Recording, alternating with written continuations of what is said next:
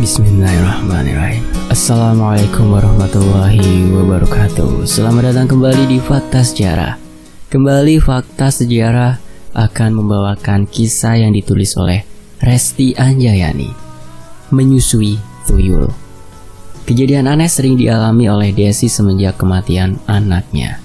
Suara tawa, tangis, dan berlarian anak kecil tengah malam di rumahnya membuat Desi ketakutan. Siapa anak kecil itu? Dan sebelum kita masuk ke selengkapnya, mari kita berdoa. A'udzu bikalimatillahi tammati min syarri ma khalaq. Bismillahirrahmanirrahim. La yadurru ma'asmihi syai'un fil ardi wa la fis sama' wa huwas samiul 'alim. Allahumma shalli 'ala sayyidina Muhammad sallallahu alaihi wasallam. Ini dia kisahnya.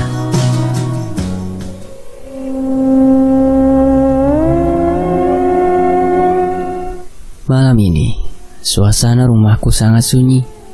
Sekitar pukul 23 lebih. Kedua anakku sudah terlelap tidur.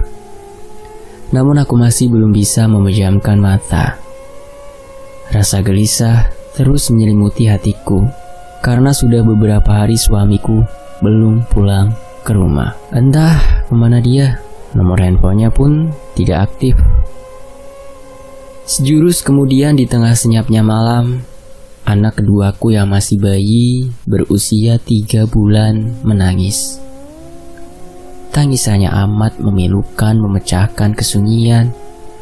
Suaranya menjerit-jerit seperti sedang merasakan sesuatu. Aku terperanjat. Ku gendong bayiku dan ku beri ASI berharap dia segera tenang dan kembali tidur. Namun tidak seperti biasanya.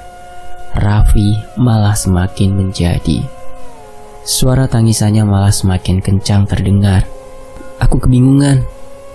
Kenapa Raffi menangis tiba-tiba dan lama tidak berhenti tanpa bisa ditenangkan?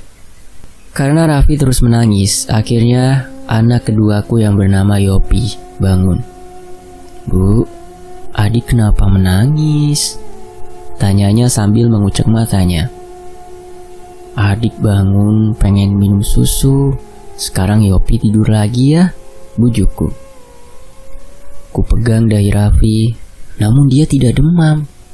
Tidak seperti biasanya dia rewel seperti ini. Tiba-tiba saja mata Raffi melihat ke atas seperti melihat sesuatu sambil terus menangis. Ku usap matanya agar tidak melihat ke atas, namun Raffi kembali lagi melihat ke atas. Aku pun panik dan berpikir, mungkin Raffi sakit. Meskipun badannya tidak demam, akhirnya malam itu juga aku bergegas untuk membawanya ke rumah sakit. Saat aku sedang mengambil tas yang berada di lemari, Yopi berteriak ketakutan. "Bu, itu apa, Bu?"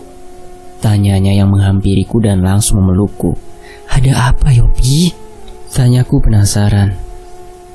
"Itu Bu, di jendela," jawabnya sambil terus memelukku semakin erat.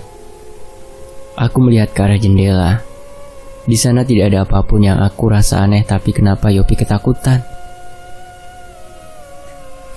Aku pun berjalan menuju jendela karena penasaran untuk melihatnya dengan jelas, sambil menggendong Raffi dan menuntun Yopi. Tapi tiba-tiba saja Raffi kejang-kejang, membuatku sangat panik. "Ya Allah nak, kamu kenapa?" kataku sambil berlinang air mata. Aku pun bergegas berlari kecil menuju pintu untuk segera membawa Raffi ke rumah sakit. Tapi baru saja beberapa langkah, Raffi terdiam. Dia tidak menangis, bahkan tidak bergerak lagi. Aku memeriksa nafas dan detak jantungnya yang ternyata sudah tidak ada. "Raffi!" Aku berteriak histeris memanggil nama anakku sambil berlinang air mata. Dengan perasaan yang sudah tidak karuan, aku mengetuk pintu Bu Elis. Dia adalah tetanggaku. Aku tidak tahu harus minta bantuan pada siapa lagi tengah malam begini karena suamiku sedang tidak ada di rumah. "Assalamualaikum Bu Elis," kataku dari luar yang masih menggendong Raffi. Sementara Yopi diam di sampingku karena umurnya masih 5 tahun. Mungkin dia belum sepenuhnya mengerti dengan apa yang terjadi. Setelah beberapa kali aku mengetuk pintu dan menunggu beberapa saat, akhirnya Bu Elis membuka pintu. "Desi, kamu kenapa?" tanya Bu Elis cemas saat melihatku sedang menangis di luar. "Tolong saya, Bu. Tolong antarkan saya ke rumah sakit sekarang juga. Tadi Raffi menangis dan sekarang dia tidak bergerak. Saya takut dia kenapa-kenapa, Bu," kataku menangis terisak. "Astagfirullah, tunggu sebentar, Des," ucap Bu Elis. Bu Desi pun masuk ke dalam rumah untuk membangunkan suaminya, kemudian bersiap untuk mengantarkan kami ke rumah sakit. "Raffi sakit apa, Des? Suami kamu kemana?" tanya Bu Elis. "Saya nggak tahu, Bu. Tiba-tiba saja Raffi kejang-kejang. Mas Sandi pergi keluar rumah 2 hari yang lalu sampai sekarang belum pulang," jawabku. "Oh ya sudah, tolong cepat antarkan Desi ke rumah sakit, Pak. Ibu takut terjadi apa-apa sama Raffi," kata Bu Desi panik. Aku diantarkan oleh Pak Gilar ke rumah sakit menaiki motor. Sementara Yopi aku titipkan kepada Bu Elis di rumahnya. Sesampainya di rumah sakit, Raffi pun diperiksa oleh dokter. "Innalillahi wa inna ilaihi raji'un. Ibu bapak, sabar ya. Ananda Raffi sudah meninggal," kata seorang perawat yang memberikan penjelasan kepadaku. Aku pun menangis histeris. Aku tidak percaya kenapa Raffi meninggalkanku secepat ini. Padahal tadi siang Raffi baik-baik saja. Entah kenapa, sebagai seorang ibu aku merasa ada yang janggal dengan kematian bayiku. Karena Raffi sebelumnya tidak sakit. Dokter menjelaskan bahwa kemungkinan Raffi mengalami apnea. Kejang dapat menyebabkan seseorang berhenti bernafas. Jika jeda ini berlangsung lama, dapat mengurangi oksigen dalam darah sehingga mengancam jiwa. Selain itu, selama kejang-kejang, jalan nafas terkadang tertutup atau terhambat yang menyebabkan mati lemas. Setelah semua administrasi rumah sakit selesai, aku pun membawa jenazah Raffi pulang untuk dimakamkan. Di perjalanan, aku masih terus menangis. Aku terus menghubungi nomor handphone Mas Sandi, namun belum aktif juga. Kemana Mas Sandi sebenarnya? Sesampainya di rumah, aku dibantu oleh Bu Elis dan beberapa tetangga lainnya untuk mengurus jenazah Raffi. Aku memandikan jenazah Raffi untuk yang terakhir kalinya. Namun betapa terkejutnya aku saat melihat ada bekas kuku-kuku yang menggores leher Raffi. "Astagfirullah, ini kenapa?" tanyaku dalam hati. Aku terus memperhatikan bekas kuku-kuku yang menggores leher Raffi, seolah lehernya terjerat. Siapa yang melakukan hal ini pada anakku? Raffi tidak pernah lepas dari pantauanku, karena hampir setiap saat dia bersamaku dan kakaknya, yaitu Yopi. Tidak mungkin Yopi melakukan hal semacam ini pada adiknya.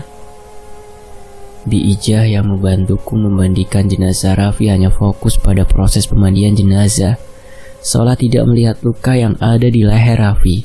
Dia hanya fokus pada proses pemandian jenazah Raffi. Setelah selesai dimandikan, dikafani, dan disolatkan, selanjutnya proses pemakaman. "Des, apa sebaiknya kita tunggu saja suamimu pulang? Pasti dia juga ingin melihat wajah anaknya untuk yang terakhir kalinya," ucap Bu Elis. "Entahlah Bu, saya juga tidak tahu Mas Sandi ada di mana. Nomor handphonenya juga tidak bisa dihubungi," kataku sambil berlinang air mata. Ibu mertuaku juga tidak tahu Mas Sandi kemana. Dia menghilang selama beberapa hari tanpa ada kabar. "Bu, adek kenapa Bu? Kenapa adek pakai baju putih-putih gitu?" tanya Yopi yang membuat hatiku semakin teriris. Aku tidak menjawab pertanyaan Yopi. Aku hanya memeluknya sambil menangis. Aku belum tahu harus menjelaskannya bagaimana pada Yopi. "Sebaiknya kita tunggu saja dulu Sandi sebentar. Siapa tahu dia pulang atau bisa dihubungi," kata Ibu Erni, mertuaku. "Iya Bu," jawabku. Dan setelah menunggu sekitar 3 jam, benar saja Mas Sandi pulang. Dia terlihat kebingungan karena mendapati banyak orang di rumah. "Sandi, kamu dari mana saja?" tanya ibu mertuaku sambil menangis. "Ini ada apa Bu? Kok kok ramai begini? Tanyanya. Anakmu, Raffi, meninggal, ucap ibu mertuaku semakin terisak. Mas Andi masuk ke dalam rumah dan langsung memeluk jenazah Raffi. Raffi, maafkan bapak nak, kata Mas Andi menangis histeris. Pasti dia sangat terpukul karena melihat anaknya sudah tiada saat sudah pulang. Mas Andi terus saja memeluk jenazah Raffi sambil meminta maaf. Proses pemakaman pun dilakukan. Mas Andi terlihat sangat sedih. Begitupun denganku. Mas, kamu kemana saja selama beberapa hari ini? Aku terus menghubungi kamu tapi nomor kamu tidak aktif. Tengah malam Raffi menangis dan kejang-kejang lalu meninggal. Kenapa kamu tidak pulang ke rumah? Tanyaku mencerca Mas Andi dengan pertanyaan. Mas, ada urusan. Maafkan Mas ya, jawabnya.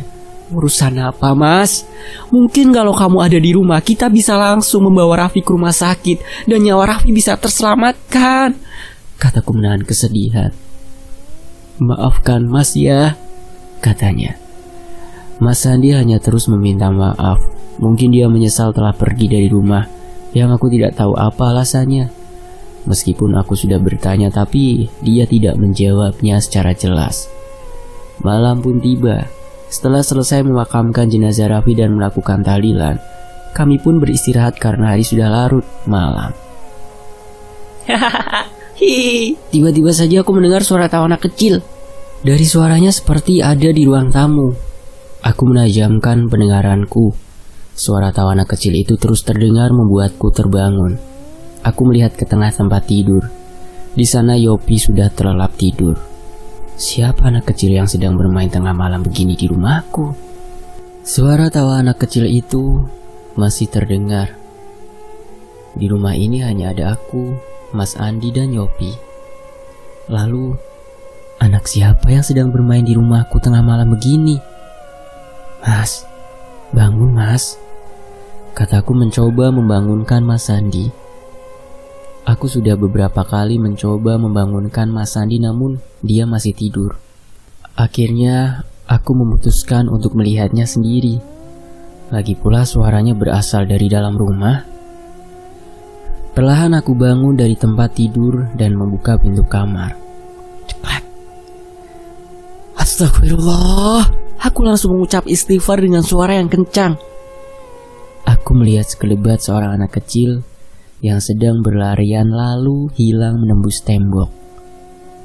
Antara percaya dan tidak dengan apa yang aku lihat barusan, tapi aku sangat kaget dan takut.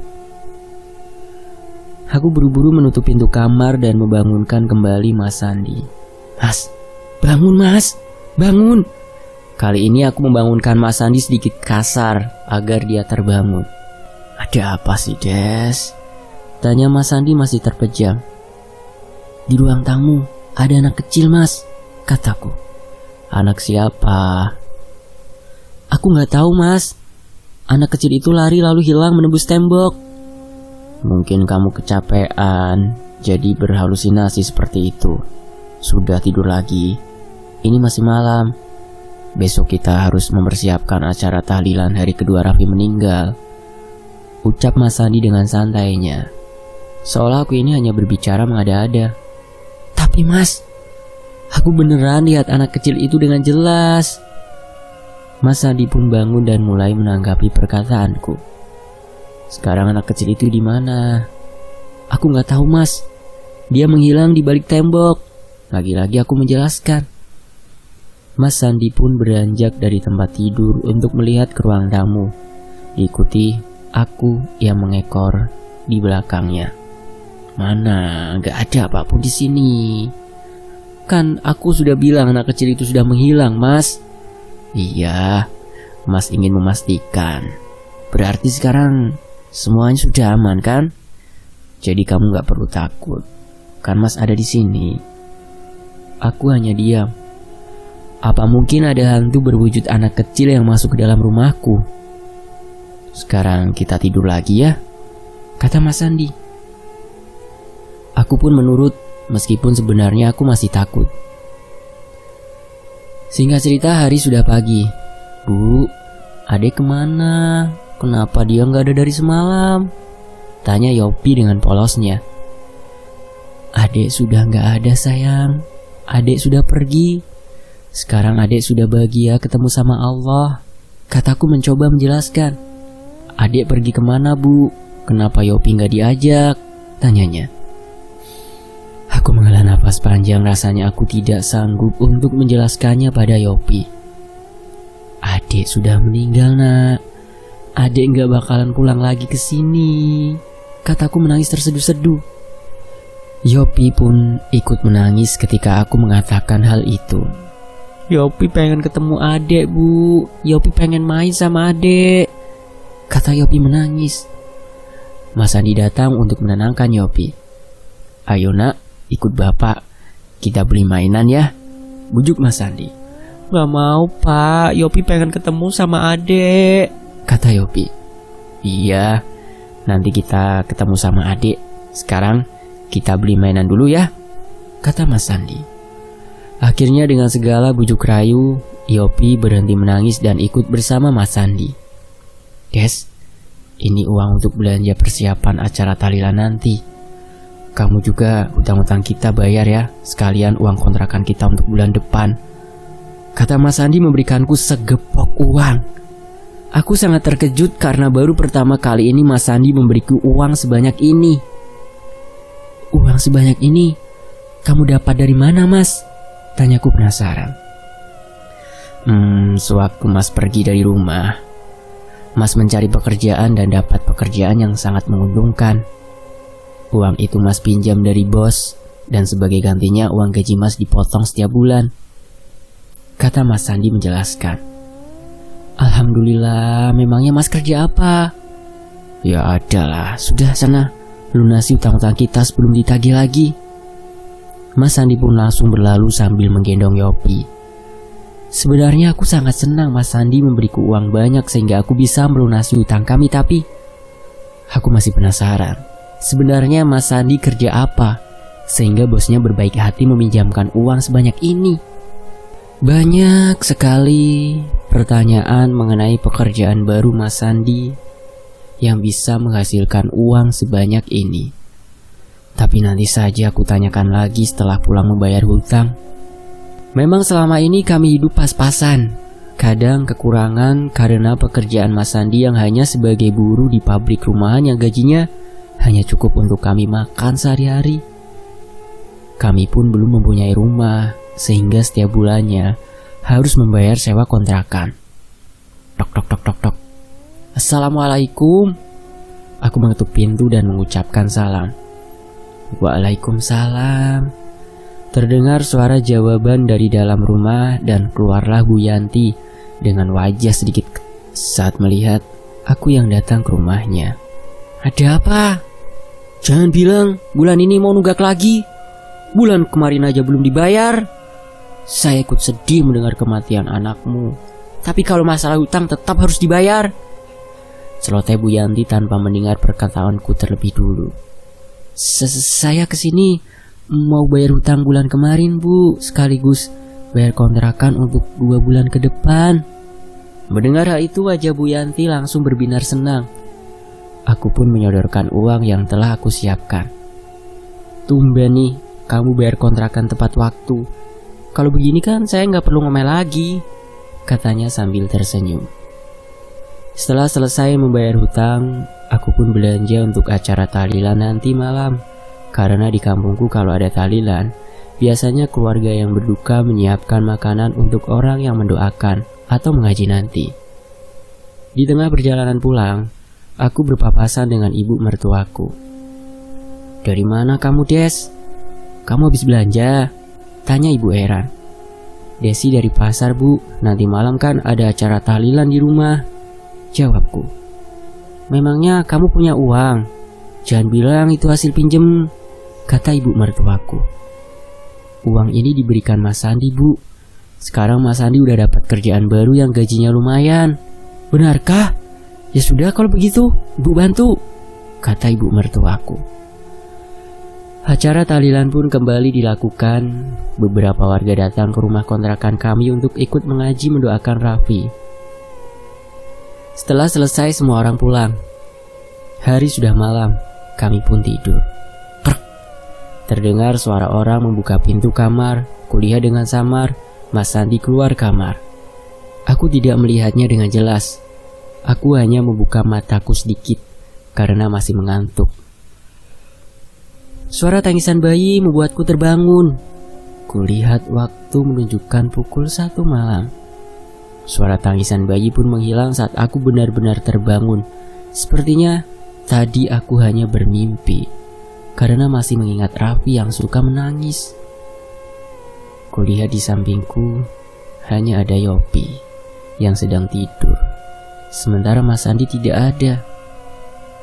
Aku mengingat kembali tadi melihat Mas Sandi keluar kamar. Aku pikir Mas Sandi hanya keluar kamar sebentar untuk ke kamar mandi, tapi sampai sekarang ternyata dia belum kembali.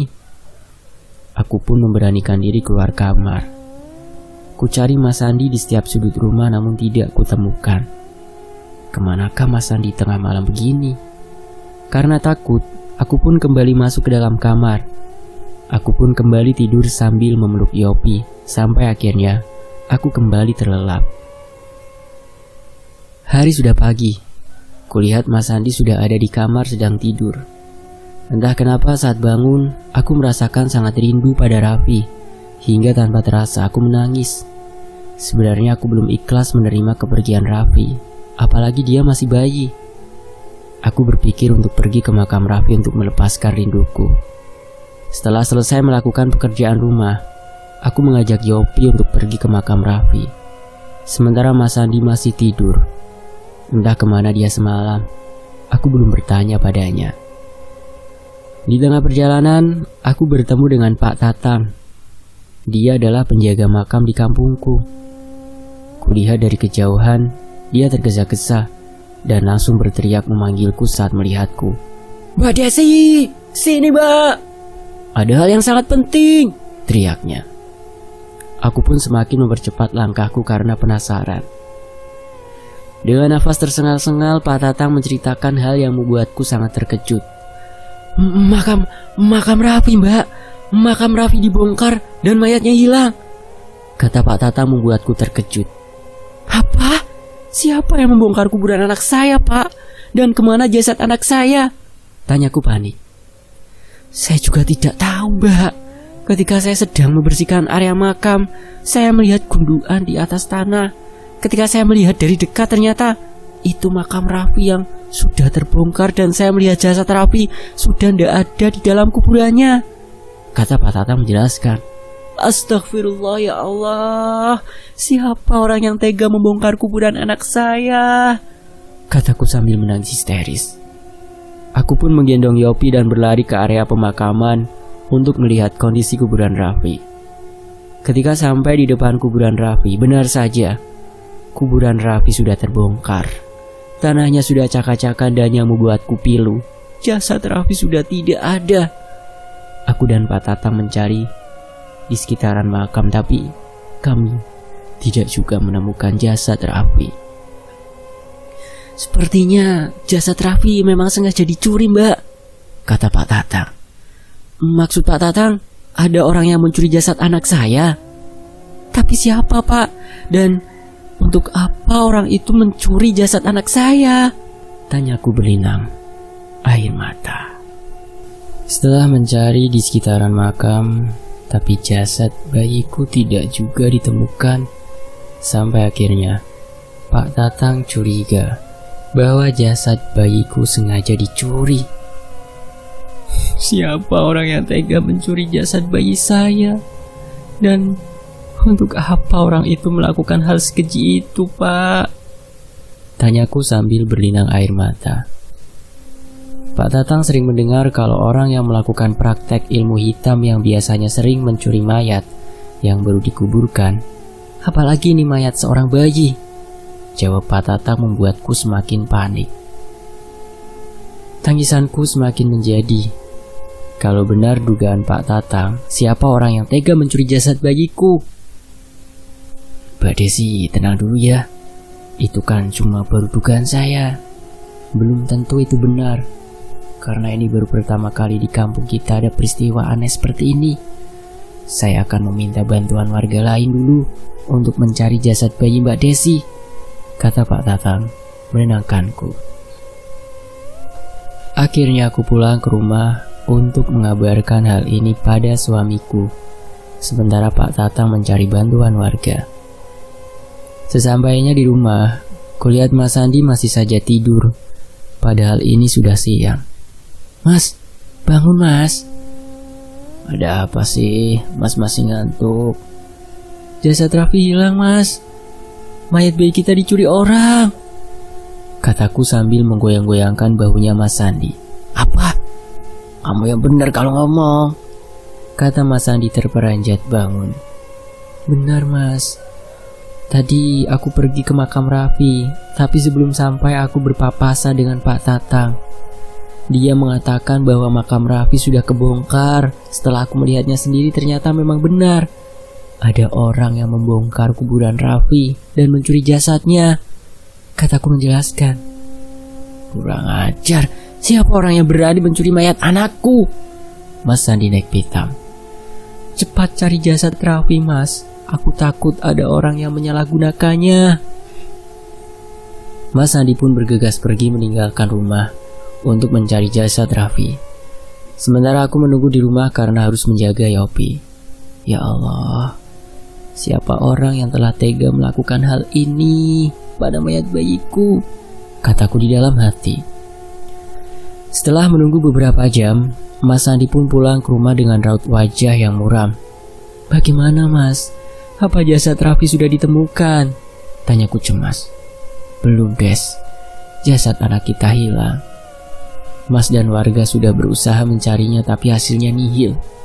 Kami tidak menemukannya, sepertinya jasad Raffi memang sudah dicuri, jawab Mas Sandi. Astagfirullah, apa yang harus kita lakukan sekarang mas? Aku tidak rela jika ada orang yang mengambil jasad anakku, apalagi digunakan untuk memperdalam ilmu hitam. Mas Sandi hanya diam. Dia terlihat sangat sedih. Berita hilangnya jasad bayiku tersebar ke seluruh penjuru kampung. Banyak orang yang beranggapan bahwa itu semua ada kaitannya dengan seseorang yang sedang melakukan praktek ilmu hitam di kampung ini. Aku masih murung dan sedih. Bagaimana tidak? Aku harus kehilangan bayiku yang meninggal secara mendadak dan sekarang jasad bayiku hilang tidak tahu kemana. Kamu jangan melamun terus sayang. Mas akan terus berusaha mencari jasad bayi kita, kata Mas Sandi. Aku gak habis pikir mas, siapa orang yang tega melakukan hal itu pada jasad seorang bayi yang belum berdosa? Orang itu pasti sudah tidak punya hati, kataku menahan amarah. Mas Sandi hanya diam menanggapi perkataanku. Aku jadi teringat kalau tengah malam kemarin Mas Sandi keluar rumah. Oh iya mas, kemarin malam kamu keluar rumah kan? Kamu kemana? Tanyaku penasaran. Mas Sandi terlihat langsung gelagapan saat aku menanyakan hal itu. Mas pergi. Mas Sandi seperti sedang menyembunyikan sesuatu dariku. Pergi kemana mas? Tanyaku sekali lagi. Mas pergi ke rumah Ricky. Dia teman mas di tempat kerja baru mas, jawab Mas Sandi. Mau apa kamu tengah malam pergi ke rumah teman kamu mas? Lalu mengapa kamu gak bilang sama aku? Tanyaku semakin penasaran. Ricky mengirim pesan dan meminta mas untuk mengantarkannya ke rumah sakit. Katanya dia sakit. Dia baru merantau ke sini, jadi dia belum kenal banyak orang di sini, jawab Mas Sandi. Mendengar jawaban Mas Sandi, entah kenapa hati kecilku merasa Mas Sandi tidak mengatakan hal yang sebenarnya. Dia seperti sedang menutupi sesuatu, tapi apa?